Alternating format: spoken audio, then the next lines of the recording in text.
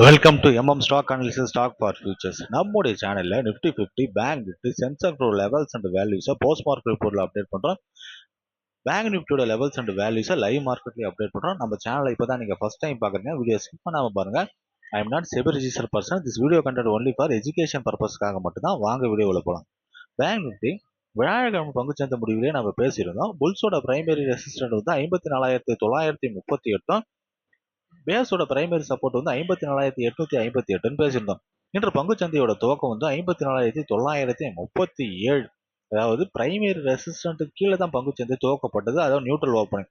துவக்கம் கிடைச்ச உடனே காளைகள் வந்து பிரைமரி ரெசிஸ்டன்ட் R1 55,932 என்ற நிலையை அடைவதற்கு காளைகள் முயற்சி செய்து தோல்வி அடைந்து R1 பிரைமரி ரெசிஸ்டன்ட் வந்து பிரைமரி சப்போர்ட்டு கீழே போகும் கரடிகளை காளைகள் தடுத்து நிறுத்தி இன்று பங்குச்சந்தையோட முடிவு வந்து 54,878.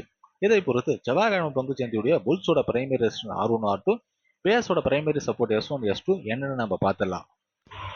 பேங்க் நிஃப்டி இன்று பங்குச்சந்தையோட முடிவு வந்து 54,878.